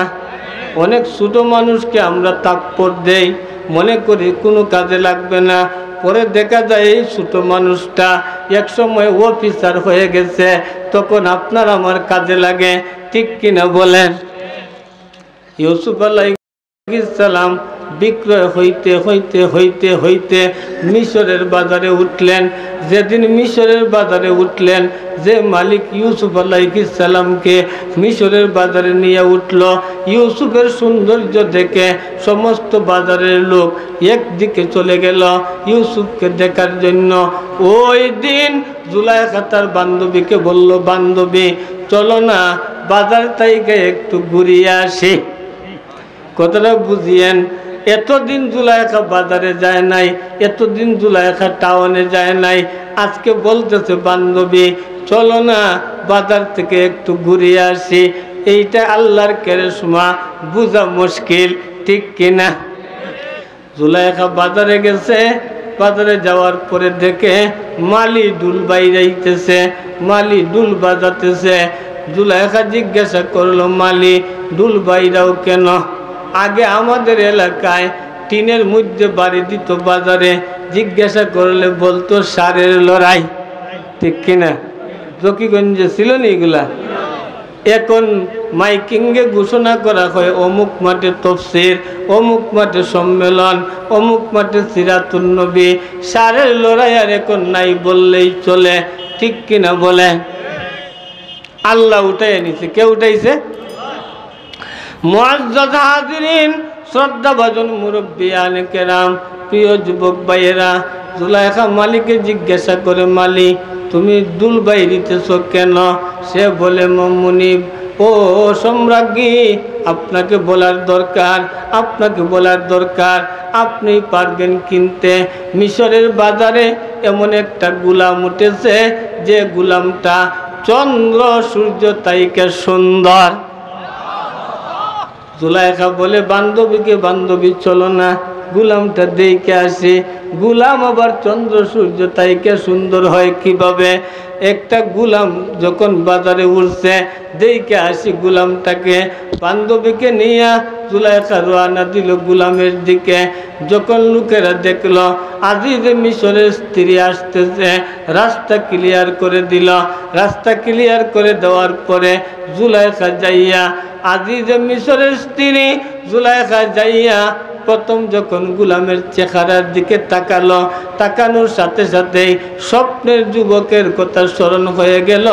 জুলাইখার সাথে সাথে অজ্ঞান হয়ে গেল। বান্ধবী বলতেছে, বান্ধবী তুমি যদি অজ্ঞান হয়ে যাও চলবে না, তুমি জ্ঞানে ফিরে আসো। কেন? তোমাকে যখন মালিক অজ্ঞান দেখবে তখন গুলামের দাম বাড়াইয়া দিবে। কি বাড়াইয়া দিবে? মনে করেন আপনি শরীফগঞ্জে বাজারে গেছেন বা কালীগঞ্জে বাজারে গেছেন, বড় একটা মাছ উঠছে, আপনাকে চিনে মাছের মালিক, আবার মাছের মালিক বুঝতেছে আপনি মাছটা কিনবেন, তো মাছের দাম বাড়াইবে না বাড়াইবে না? কথা বলেন, বাড়াইবে না বাড়াইবে না? জুলাইখা অজ্ঞান হয়ে গেছে। মালিক বুঝেছে না বুঝে নাই যে এখানে কিচ্ছু আছে, এখানে কি আছে? কিচ্ছু আছে, ঠিক কিনা? জুলাইখা হুশে আসলো। হুশে আইসা বলল, মালিক তোমার গুলামের দাম কত? কি বলল বলেন? গুলামের দাম কত? মালিক বলল, সম্রাজ্ঞী আমার গুলাম টাকা দ্বারা বিক্রয় করব না, আমার গুলাম পয়সা দ্বারা বিক্রয় করব না। আর আমার গুলামকে যদি কিনতে হয় এক পাল্লায় হীরা জৌহর, এক পাল্লায় হীরা জৌহর সোনা মণি মুক্তা রাখবেন, আর এক পাল্লায় গুলামকে রাখব। আমার গুলামের সম পরিমাণে হীরা জৌহর মণি মুক্তা যদি দিতে পারেন তাইলে আমার গুলাম কিনিয়া নিতে পারবা। দাম বাড়ছে না বাড়ছে না? বাইরে বিক্রয় করেছিল অল্প টাকা দিয়া, অল্প টাকা দিয়া। এখন আল্লাহ দাম বাড়াইছে না বাড়ায় নাই? এখন টাকা দিয়ে ইউসুফকে কিনা যাবে না, এখন পয়সা দিয়ে ইউসুফকে কিনা যাবে না। কিনতে গেলে হীরা জৌহর মণি মুক্তা লাগবে। সম্রাজ্ঞী জুলাইখা বলল, ও মালিক আমার স্বর্ণের অভাব নাই, আমার হীরা জৌহরের অভাব নাই, আমার মণি মুক্তার অভাব নাই, আমার অভাব এই মানুষটার। এই মানুষটাকে কিনতে যাইয়া আমি যদি আমার সমস্ত সম্পদ দিয়া দেই এরপরও কোনো অসুবিধা নাই। তুমি দাঁড়াও, আমি বাসা থেকে আসি। জুলাইখা বাসায় ঢুকলেন, কাজের ছেলেদেরকে বললেন তোমরা বস্তা বুঝাই করো, স্বর্ণ হীরা জৌহর মণিমুক্তা দিয়া তোমরা বস্তা বুঝাই করো। কাজের ছেলেরা বস্তা বুঝাই করলো, বস্তা বুঝাই করে নিয়ে আসলো বাজারে। এক পাল্লায় উঠাইলেন ইউসুফকে, আর এক পাল্লায় উঠাইলেন হীরা জৌহর মণিমুক্তা। সম পর্যায়ে ওজন করে হীরা মণিমুক্তার বদলা ইউসুফকে কিনা নিলেন জুলাইখা। জুলাইখা তো গুলাম কিনা নিছেন আজিজ মিশরকে।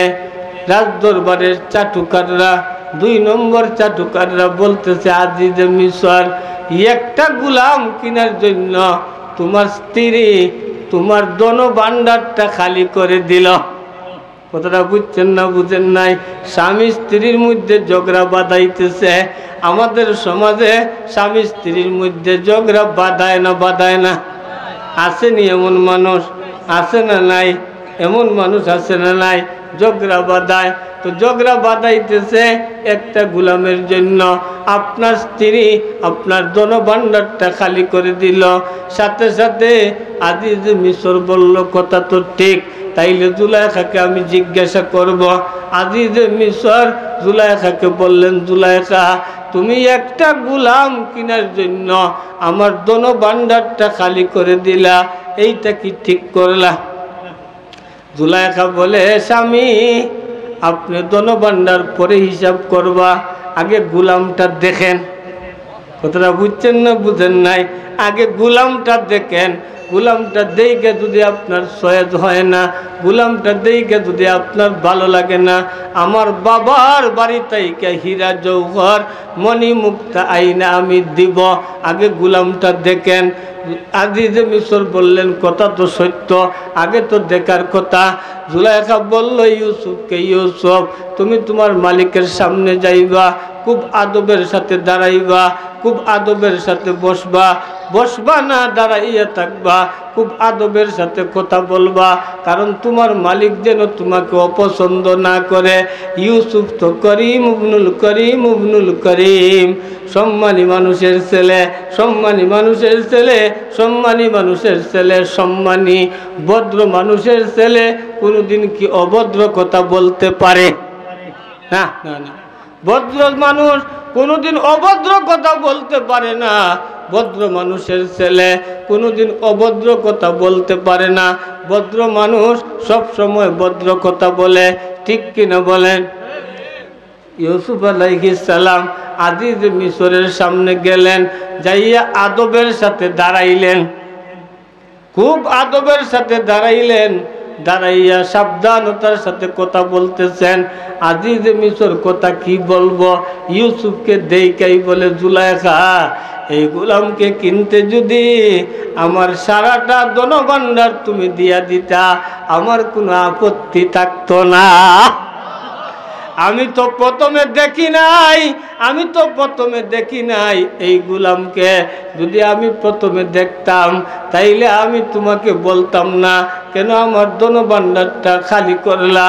জুলাইখা এই গোলাম আসলে গোলাম না, এইটা গোলামের চেহারা না, এই চেহারা বলতেছে কোন সম্ভ্রান্ত বাবার ছেলে, কোন সম্ভ্রান্ত মায়ের ছেলে দুনিয়ার ঘূর্ণি পাকে পড়ে গোলাম হয়েছে, দুনিয়ার বিপদে পড়ে গোলাম হয়েছে, নতুবা এই চেহারা গোলামের চেহারা নয়। না গোলামের চেহারা, কথা বলেন, গোলামের চেহারা, গোলামের চেহারা তো এত সুন্দর হয় না।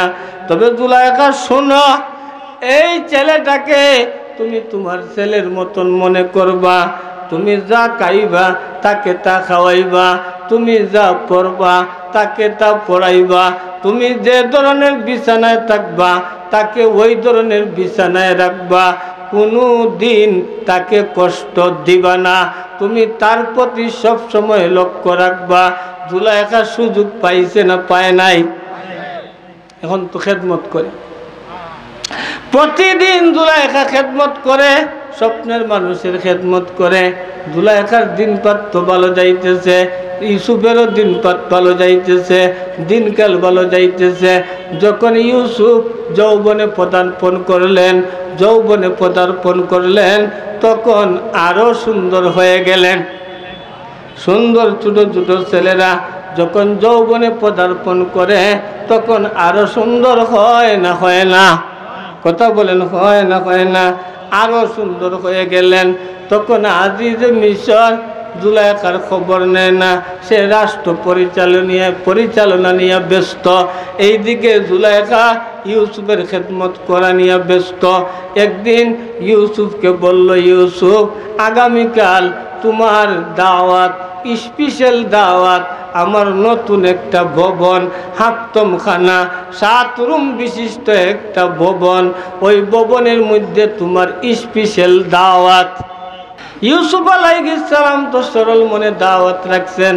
অন্যদিকে জুলাইখা তার সেবিকাদেরকে বলছে, হে আমার সেবিকারা, ইউসুফ যখন প্রথম রুমে ঢুকবে, প্রথম রুমের বাহির দিকে তালা মেরে দিবে, দ্বিতীয় রুমে ঢুকবে, দ্বিতীয় রুমের বাহির দিকে তালা মেরে দিবে, তৃতীয় রুমে ঢুকবে, তৃতীয় রুমের বাহির দিকে তালা মেরে দিবে, পঞ্চম রুমে ঢুকবে, পঞ্চম রুমের বাহির দিকে তালা মেরে দিবে, ষষ্ঠ রুমে ঢুকবে, ষষ্ঠ রুমের বাহির দিকে তালা মেরে দিবে, সপ্তম রুমে ঢুকবে, সপ্তম রুমের বাহির দিকে তালা মেরে দিবে, যাতে আর ইউসুফ বের হইতে পারে না। কথাটা বুঝছেন না বুঝেন নাই? কারা কারা বুঝছেন হাত উঠান দিকে। আলহামদুলিল্লাহ, আল্লাহ এই হাতকে কবুল কর। ইউসুফ আলাইহিস সালাতু ওয়াস সালাম প্রথম রুমে ঢুকছেন, প্রথম রুমের বাহির দিকে তালাবদ্ধ। দ্বিতীয় রুমে ঢুকছেন, দ্বিতীয় রুমের বাহির দিকে তালা। তৃতীয় রুমে ঢুকছেন, তৃতীয় রুমের বাহির দিকে তালা। তো ইউসুফ আলাইহিস সালাতু ওয়াস সালাম হাক্তমখানায় ঢুকছেন। 2 ইউসুফের মাথা নষ্ট। 7 নম্বর রুম দেখা যায়, ডান দিকে উলঙ্গ ছবি, বাম দিকে উলঙ্গ ছবি, পিছন দিকে উলঙ্গ ছবি, সামন দিকে উলঙ্গ ছবি, চতুর্দিকে উলঙ্গ ছবি, উপরে উলঙ্গ ছবি, স্বয়ং জুলাইখাও উলঙ্গ। সবাই বলেন নাউজুবিল্লাহ। এইটা পরীক্ষা না? পরীক্ষা না? কথা বলেন, পরীক্ষা না? পরীক্ষা না? কথাটা বুঝছেন না বুঝেন নাই? ইউসুফ আলাইহিস সালাম পরীক্ষার মধ্যে পড়ে গেলেন। জুলাইখা বলল, হাই তালাক, ইউসুফ তুমি আমার কাছে আসো, আমার মনের বাসনা পূর্ণ করো। সাথে সাথে ইউসুফ আলাইহিস সালাতু ওয়াস সালাম বললেন, মাআযাল্লাহ, ইন্না রাব্বি আহসানা মাসওয়ায়া। মাআযাল্লাহ, ও জুলাইখা, আমি এই ধরনের গর্হিত কাজ করা থেকে আমার আল্লাহর কাছে পানা চাই। কার কাছে পানা চান? কার কাছে পানা চান? আমরা কার কাছে পানা চাই? আরো দূরে বলেন, কার কাছে? আল্লাহর কাছে। তিনি বলেন, আমার মালিক আমাকে ভালো জায়গা দিছে, খুব যত্ন সহকারে রাখছে, খুব সম্মানের সাথে রাখছে। তোমার স্বামী আমার মালিক, আমার সাথে অভদ্র আচরণ করে নাই, আমি আমার মালিকের সাথে গাদ্দারি করতে পারবো না। কথাটা বুঝছেন না বুঝেন নাই? কিন্তু জুলাইখা তো উন্মাদ, জুলাইখা পাগলিনী, পাগল সাইজে গেছে। জুলাইখা ইউসুফকে জড়াইয়া ধরার চেষ্টা করে, ইউসুফ সরিয়া যান, সরিয়া যান, সরিয়া যান। হঠাৎ করে ইউসুফ বললেন, জুলাইখা, তোমার রুমের কাছে এই সাইটের মধ্যে কি জিনিস রাখা? জুলাইখা বলে, আমার মুনিব, আমার দেবতা, দেবতাকে আমি ডাইকা রাখছি। দেবতার সামনে এই কাজ করা যায় না, মালিকের সামনে এই কাজ করা যায় না। ইউসুফ আলাইহিস সালাতু ওয়াস সালাম বলেন, জুলাইখা, তোমার মালিক চাদর দ্বারা ডাইকা রাখার কারণে দেখে না, আর আমার মালিক অন্ধকার রাত্রিতে পিপিলিকা হাঁটলেও দেখেন। দেখেন না? দেখেন না?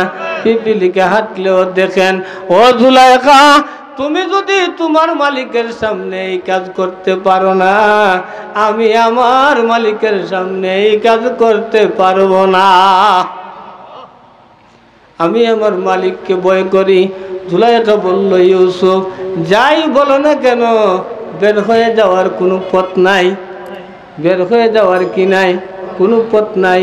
তুমি 7 নম্বর রুমে এসেছ, সমস্ত রুম বাহির দিকে তালাবদ্ধ, তুমি কিভাবে বের হইবা? বের হওয়ার তো তোমার পথ নাই। ইউসুফ মনে মনে সিদ্ধান্ত নিলেন, চেষ্টা করার দায়িত্ব আমার, আর বের করার মালিক হইলেন আল্লাহ। ইউসুফ আলাইহিস সালাতু ওয়াস সালাম চিন্তা করলেন কি করা যায়। দরজা যেহেতু বাহির দিকে তালাবদ্ধ, আমি কি করতে পারি? ইউসুফ আলাইহিস সালাম বলেন, আমি দরজার দিকে ধর দিব, দরজা পর্যন্ত যাওয়া আমার কাজ, দরজা খুলিয়া দেওয়া মৌলার দয়া। কথাটা বুঝছেন না বুঝেন নাই? দরজা পর্যন্ত আমি যাব। ইউসুফ দৌড় দিছেন, দরজা পর্যন্ত গেছেন, সাথে সাথে একের সাথে 7টা দরজা খুলিয়া গেছে।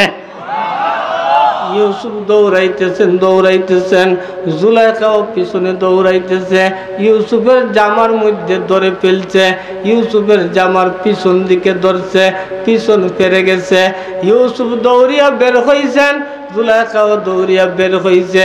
ইউসুফ বের হইয়াই দেখেন উনার মালিক আজিজে মিশর উনার সামনে। আচ্ছা, বুঝে থাকলে বলেন বিপদ না বিপদ না? কারণ স্বামীর সামনে স্ত্রী উলঙ্গ, স্ত্রী যদি এখন কোনো কিছু বলে তাইলে তো ইউসুফের উপরে অত্যাচার চলবে, ঠিক কিনা বলে? ইউসুফ আলাইহিস সালাম অত্যাচারের ভয় করেন না, তিনি কিং কর্তব্য বিমূঢ়, যে আমার মালিক আমাকে এত সম্মান দিল, আমার মালিক আমাকে এত আদর করলো, আমার মালিক আমাকে এত যত্ন করলো, আর আজকে আমার মালিকের সামনে এমনি আমি দাঁড়াইতেছিলাম, আমি কি এমনে দাঁড়ানোর কথা? তার স্ত্রী উলঙ্গ আর আমিও দৌড়াইয়া আইসা দাঁড়াইলাম, মালিক কি বলবে? মালিকের টেনশনে ইউসুফের টেনশন বেড়ে গেল, সাথে সাথে জুলাইখার মুখ খুলে গেল। জুলাইখা স্বামীকে বলে, হে আমার স্বামী শোনো, যে আপনার ফ্যামিলির সাথে খারাপ কাজ করতে পারে তার কি শাস্তি হইতে পারে? হয়তো তারে হালকা বেত্রাঘাত করো অথবা জেলের মধ্যে পাঠাইয়া দেও। ইউসুফ আলাইহিস সালাতু ওয়াস সালামকে আজিজ মিশর জেলে পাঠাবে, এর আগে ইউসুফকে জিজ্ঞাসা করার দরকার না দরকার না? কথা বলেন, দরকার না দরকার না? আজিজ মিশর ইউসুফকে বলেন, ও ইউসুফ, তুমি তোমার পক্ষ অবলম্বন করতে পারো। কি করতে পারো? তোমার পক্ষ অবলম্বন করতে পারো, তোমার কি কথা আছে বলতে পারো। ইউসুফ আলাইহিস সালাম বলেন, আমার কোনো কথা নাই, আমি সত্য না মিথ্যা বলবে আপনার ঘরের কাজের মেয়ের ছেলে, কয়েক মাসের ছেলে, কয়েক মাসের ছেলে মেয়ে কি কথা বলতে পারে? কথা বলেন, পারে না পারে না? কয়েক মাসের ছেলে কথা বলবে? বাচ্চা বলেন, কি বলেন? আপনার কয়েক মাসের ছেলে তো কথা বলতে পারে না, কয়েক মাসের ছেলে তো কথা বলতে পারে না। ইউসুফ বলেন, নিয়ে আসেন, নিয়ে আসেন, দেখা যাবে কথা বলতে পারে কিনা। কয়েক মাসের ছেলে মা নিয়ে আসছে, আল্লাহর হুকুমে ইউসুফ ইশারা করছেন, কয়েক মাসের ছেলের জবান কুইলা গেছে। আবার জবান খুলছে কোরআনের আয়াত দ্বারা, জবান খুলছে কোরআনের আয়াত দ্বারা। ছেলে একটা নিয়ম বলতেছে, নীতি বলতেছে। কি নীতি? ছেলে বলতেছে, দেখো, যদি ইউসুফের জামা সামন দিকে পারা হয় তো ইউসুফ দোষী, আর ইউসুফের জামা যদি পিছন দিকে পারা হয় তাইলে জুলাইখা দোষী। কথাটা বুঝছেন না বুঝেন নাই? ছেলে তো বলতে পারতো জুলাইখা দোষী, ইউসুফ নির্দোষ। না না না, ছেলেকে আল্লাহ জ্ঞান দিচ্ছেন, ছেলে সিস্টেম বলিয়া দিছে যে দেখো ইউসুফের জামা সামন দিকে পারা না পিছন দিকে পারা। সামন দিকে পারা যদি হয় তাইলে ইউসুফ দোষী, আর পিছন দিকে পারা হইলে জুলাইখা দোষী। কে দোষী? এখন বাচ্চা দেখলো ইউসুফের জামা পিছন দিকে পারা, আপনারা বলেন কে দোষী? কে দোষী? কে দোষী? জুলাইখা। অথচ নবীকে জেল খাটাইতে চায় অপবাদ দিয়া। নবীর উপরে অপবাদ দিতে যদি পারে তো উলামায়ে কেরামের উপরে অপবাদ দেওয়া এইটা তো কোনো ব্যাপারই না, ঠিক কিনা বলেন? এইটা কোনো ব্যাপার? এটা তো কোনো ব্যাপারই না।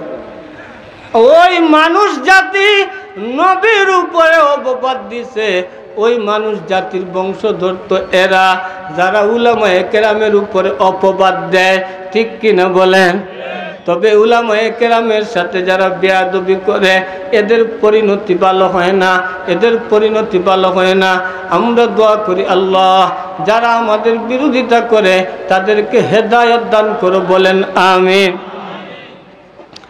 বন্ধুরা আমার লক্ষ্য করে শুনেন, ইউসুফ আলাইহিস সালাম তো পরিষ্কার হয়ে গেলেন যে উনি দোষী না।